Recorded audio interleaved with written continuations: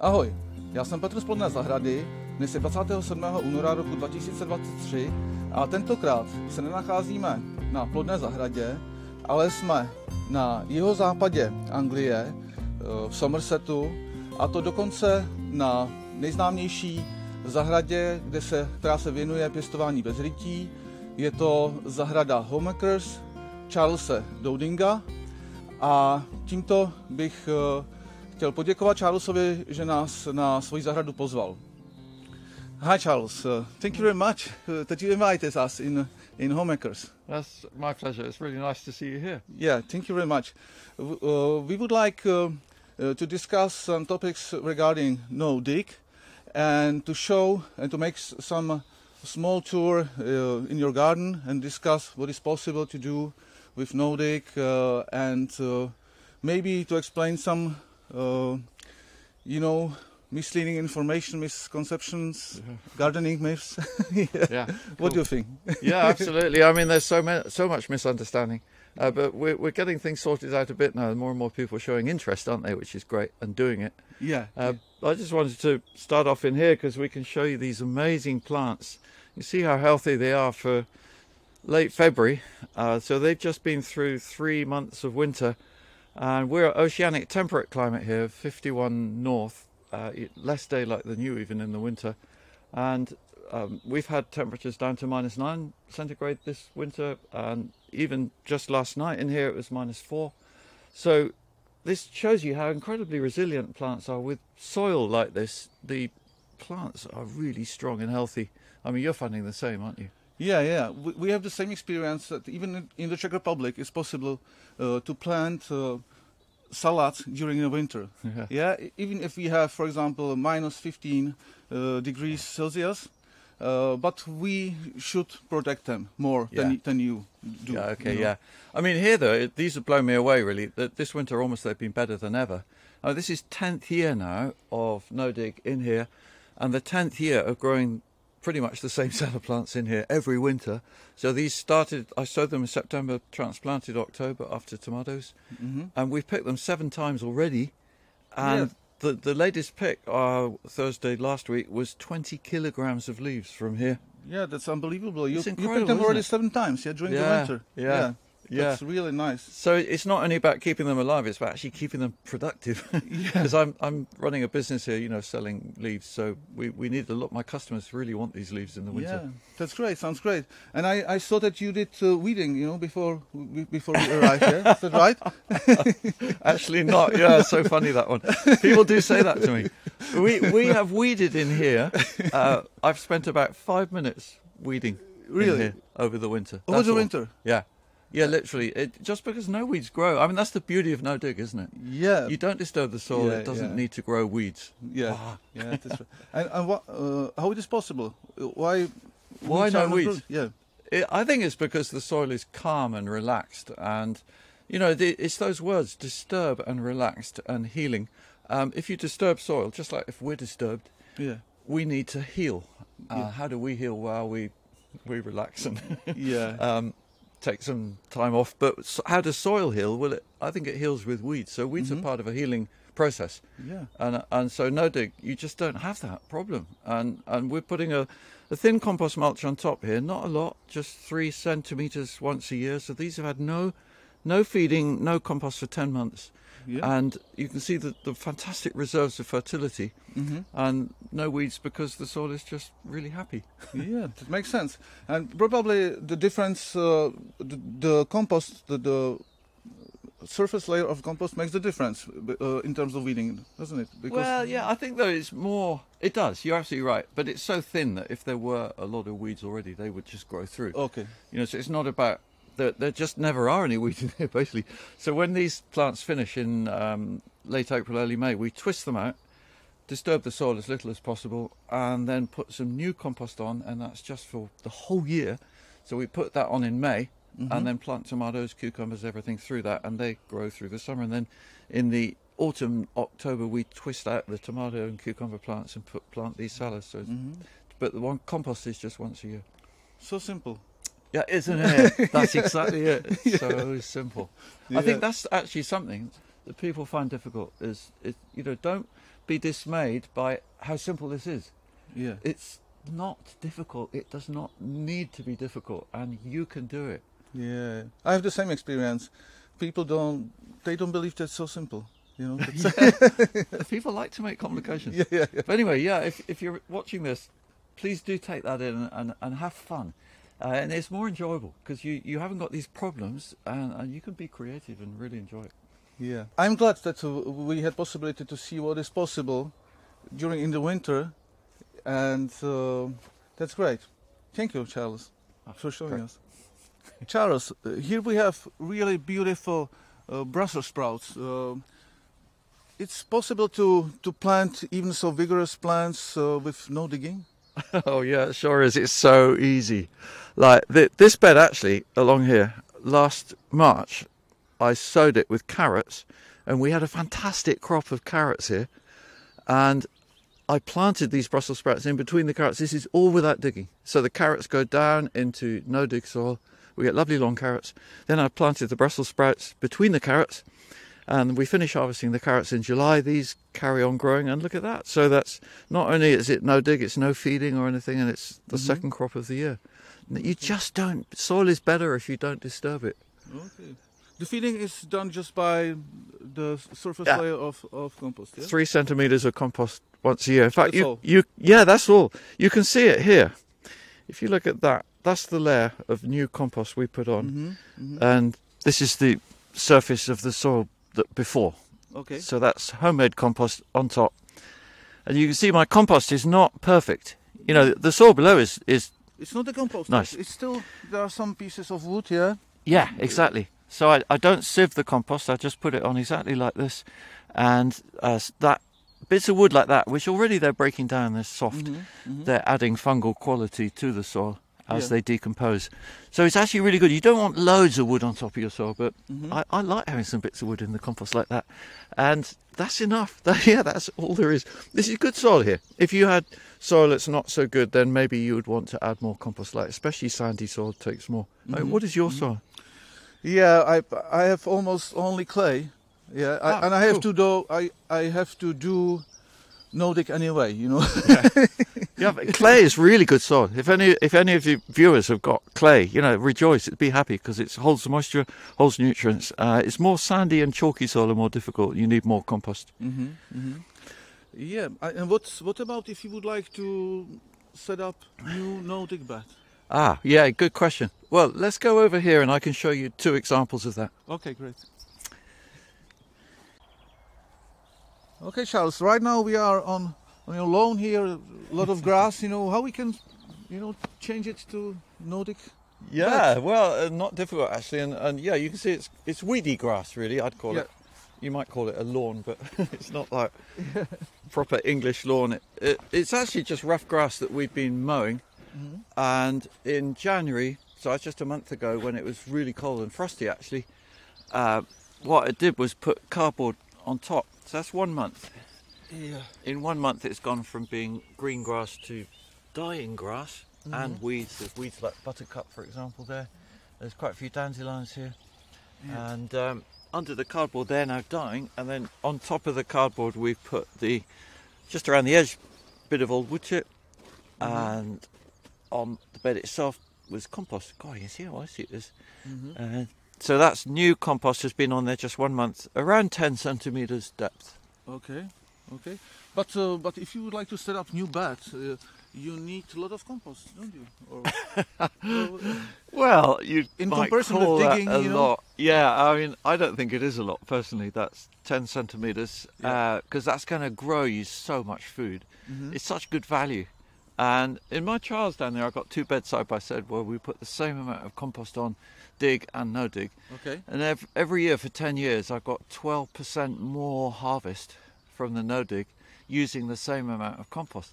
Really? So my conclusion is actually for no dig, you need less compost per kilo of food produced. Yeah, that's incredible. Yeah, I have some more experience, but I don't have 40 years or more as you okay. Have. But maybe you can share with us. If you compare during the time the no dig bed the crops is doing better or remains the same or it worsens? Yeah, I would say generally over 10 years of doing that, the yield from the dig bed is staying the same, but from the noddy it's going up. Okay. Because all the time the soil is improving. So we're putting on this larger amount of compost only once at the beginning. Every year after that we're putting on just what I showed you with the Brussels sprouts, just 2 to 3 centimetres, that's all. Okay. It's a very low input, and I'm not using any feeds or fertiliser, and I don't need any pesticide or anything like that. So the input is very, very minimal. It's very economical. Yeah, that's great. But people they think that it's not possible to sow directly in compost, you know. Is that what you get? Yeah, because they are often confused by the terms like compost, manure, soil. It's true. I would say the only type of compost that applies to is if it's too fresh and actually physically hot. And sometimes people who sell the compost, they'll sell you some naughty. It is too fresh. And if it's still warm when you get delivery, don't sow or plant into it then. But compost like this, well, you see, it's certainly not warm. It's totally fine. We could sow into that. It doesn't burn the roots. That's just a wrong statement that people put out there. This is fine. You can see how plants are growing. You know, they love it. Sow and plant into this. And compost can be anything, even decomposed manure. Yeah, that's great. And each manure, within 1 or 2 years, it's compost, isn't it? Yeah, animal manure, 1 year old, is compost basically. Yeah. So when I say compost, when I use the word compost, I have to be careful. I must explain that. It's anything decomposed. Okay, great. Should we look over there and see a different way of killing the weeds? So this is a bit the problem at the beginning. How do you kill the grass without digging it or turning it in? So here we're starting with weedy pasture. Okay. And what I'm using here is actually plastic. So do you want to hold that? Yeah, if you lift that up. This we put down 3 to 4 weeks ago, and you can see we've got some compost on the weedy pasture and no cardboard. No cardboard. Yeah, so just the compost, and not very deep either. There's 5 to 7 centimeters. Actually, it's pretty rough compost here. Even there's a bit of soil underneath. Okay. And it's a bit more here because this ground was low, and we put a bit of topsoil on top. So there's even a bit of soil, and there's a bit of old wood chip. So again, what is the compost? This was old wood chip compost. Okay. Not rich at all. And there's a bit of green waste compost, it's called. This is the cheapest compost I can buy. Maybe 20, 40 pounds a tonne delivered. And that's quite economical, actually. And then the plastic, what the plastic is doing is suppressing any weed growth that comes through. Because here we've got a lot of convolvulus, you know that one? Like bindweed? Bindweed, yeah, we have the same. Okay, quite a difficult weed. Yeah. And what I'm trying to do by using the plastic is to save time. So it means we have to do less subsequent weeding, because on that bed there'll be some weeds will come up through the new bed with cardboard, because the bindweed grows through the cardboard, as you know. And then we just keep removing it. But what we're going to do here is we've got 2 sheets of plastic, take off the top one, and then we've got 3 even. What I want to do is get to the old planting holes, and we're going to grow squash there through the plastic. Yeah. And you will keep the plastic here for the whole year, yeah? Yeah, until September. Until September. And then we harvest the squash. Okay. And take off the debris, the old stems, and roll up the plastic. Then it's finished its job. Yeah. It's here just for the first spring and summer, and then the main garden I don't use plastic again. Yeah, it's a good idea that you can use even this, space for planting. Exactly. We're killing the weeds, and the plastic will hold the moisture as well. Actually, we don't water. Water goes through the holes.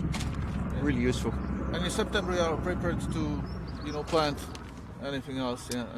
Well, I find that squashes work best. Winter squash. Yeah.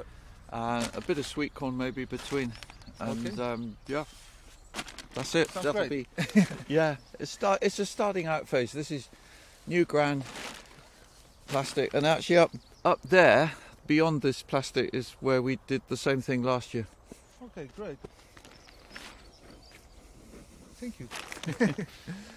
So yeah, we could have a look. Do you want to walk down that path and I'll come down this one?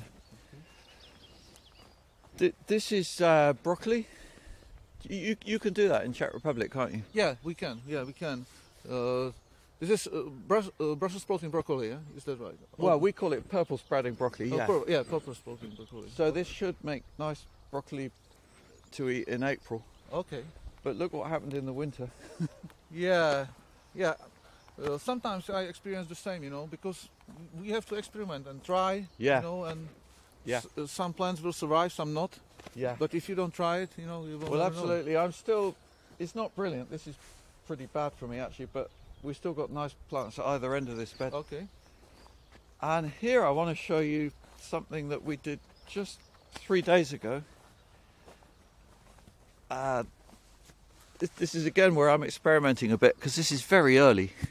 Yeah, that's it. If you take that one off. So, look at that. It's still frozen under the. You see. Yeah, I see it. So this morning this fleece was icy, and we'll see how it's.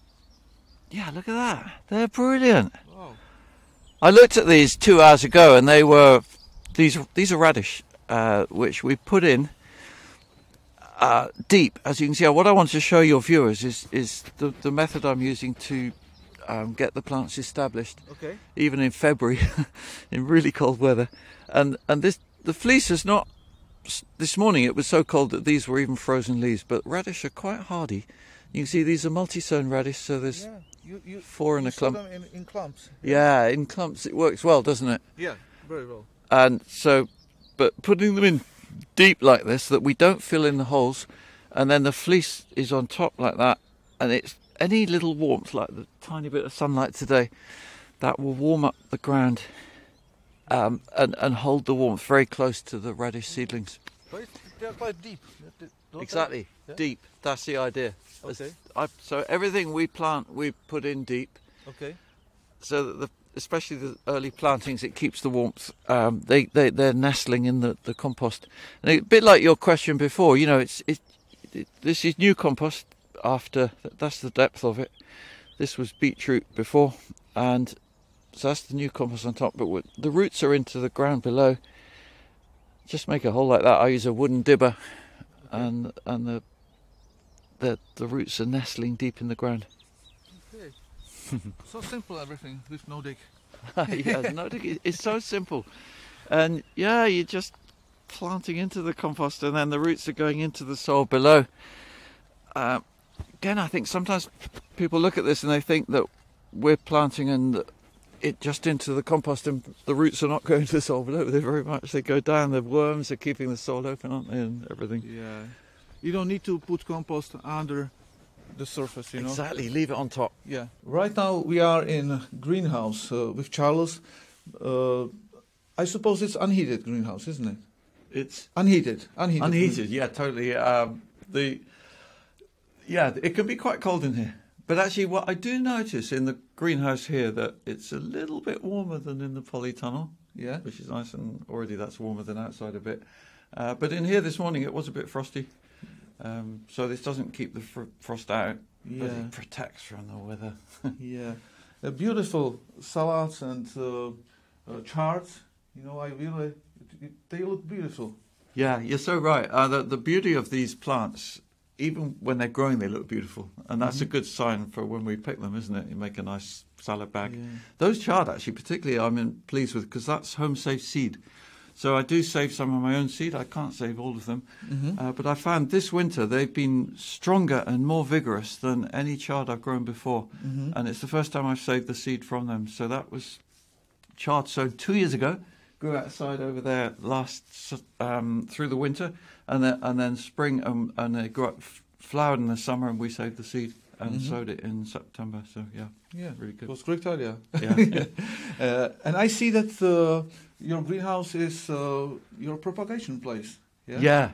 I mean, not a big space. So, for 1,400 square meter garden, this is all the space I have. This is a hotbed, actually.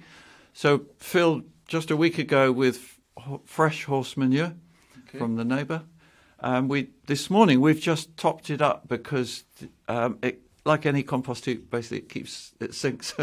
So Adam has put in 3 barrow loads of fresh horse manure just to bring the level up again, and that's why the temperature's actually it's dropped a bit, but it'll go up to 50 centigrade, just under there, 50 degrees, and that's like a warm propagating mat. You can get them in electric, but I'm off grid here, so this is a way of having heat. Yeah, that's a great idea to use this manure, and for heating. Yeah, for heating, exactly. Yeah, and you can see the result. So some of these seedlings, like those, I sowed them only on Thursday. So what's today's Monday? So that's 4 days ago. Those seedlings were sown, and look, they're already coming up. So the idea of the hotbed here and the onions there, they were sown nearly 2 weeks ago. So that's the effect of the warmth. But I also do germinate some seeds in the house. That's another way, isn't it? I'm sure you do that. It's really effective. And then you put them here after? Yeah, exactly. In the house for maybe 5 days, just to provide that warmth to help the seeds to germinate. Okay. And then on here for maybe another week, just to keep them growing. And then we'll have more new sowings to go on there. Mm-hmm. So then they go on to, say, this bench here. So these were sown a little bit before that, maybe 2.5 weeks ago, like this spinach here. And then they go out in the ground, still as quite small seedlings, like we saw with those radish up there. Okay. And do you always start the sowing in these trays? Yeah, these are trays I designed, and I so love them because they're quite small. Yeah. Yeah, they're small cells. So 2 litres of compost is all you need. Mm-hmm. 2 litres for 60 seedlings. It's so efficient, and they go out. These could almost go in the ground now. We'll be planting these probably actually in about a week. It goes more slowly at this time of year. I can probably pull that out now. Yeah, there we go. You can see lovely little roots there. Mm-hmm. But for me, that's almost ready to go in. So we're planting small, and the advantage of that is that you don't need so much space to raise all your plants, because I think commonly people have been told they have to grow big plants to put in the ground, and you don't have to. You transplant them in bigger pots, and these kind of things. Yeah, and it means you need a bigger hole. It takes longer. Everything's more slow, really. So this is all about speed and efficiency. So raising 3 to 4 week old transplants, getting them in the ground small. I use my dibber, long handle dibber, and so just to make a little hole in the ground for each transplant. And you can buy these module trays in Europe now. Really? Yeah, from the Farm Dream in the Netherlands. It's because we're finding it so difficult because of Brexit. Oh, such a bad idea that was. Oh, sorry, I shouldn't get political. But I mean, maybe have that other advantages for Britain, but for selling stuff and just intermingling and mixing in Europe. Yeah, that's great that we can buy it. We can put some links below the video, and then that'd be amazing. Yeah, great. Because this can really look how many seedlings there are here, and that multi-sown beetroot, for example. So that's like we put a few acts. We're doing a garden for our local museum in an exhibition I'm doing. Okay. But yeah, this average 4 beetroot there, so that's 4 times 60. In the tray, so that's over 200 beetroots in just that little space. That's 200 beetroots, or 200 onions, or with spring onions we plant them even closer. So those are spring onions there, and they're average 8. So that's nearly 500 spring onions in that little tray. It's just such an efficient way to raise transplants. So I find it's really good to raise all the plants here, and then we put them out into the beds with fleece over pretty much through the spring. You can control it, to have a control on the seedlings. Exactly, yeah. And even you can test your seeds. So here we've been testing some home saved seeds. That's why I've done a bit of earlier sowing than normal. And you can be sure then that you're going to be filling up your bed and no empty gaps. Yeah, this is beautiful. I like it. Great. It's just a simple, easy system, isn't it? Yeah, it is. Charles, it was really a pleasure to meet you, and thank you for inviting us. And I'm very glad that we had possibility to make a small trip in our garden and to see what is possible with no digging. Great. And if you would like to see more information and to watch videos of Charles. By the way, I have to congratulate to 600,000 subscribers. Oh, congratulations! That's amazing. Because Charles is the most famous Nordic gardener in the world. Yeah. Nice. Thank you very much. It was really a pleasure to meet you. I'm so glad that you come. Yeah, it's one thing I love about the no dig and gardening. Also, just meeting. It's a worldwide thing, isn't it? Yeah. We all talk the same language, really. But yeah. Underneath. Yeah. Thank you very much for mentoring us, and I'm very glad that you generously share the know-how of Nordic gardening, and that's great. Thank you very much. It was a pleasure.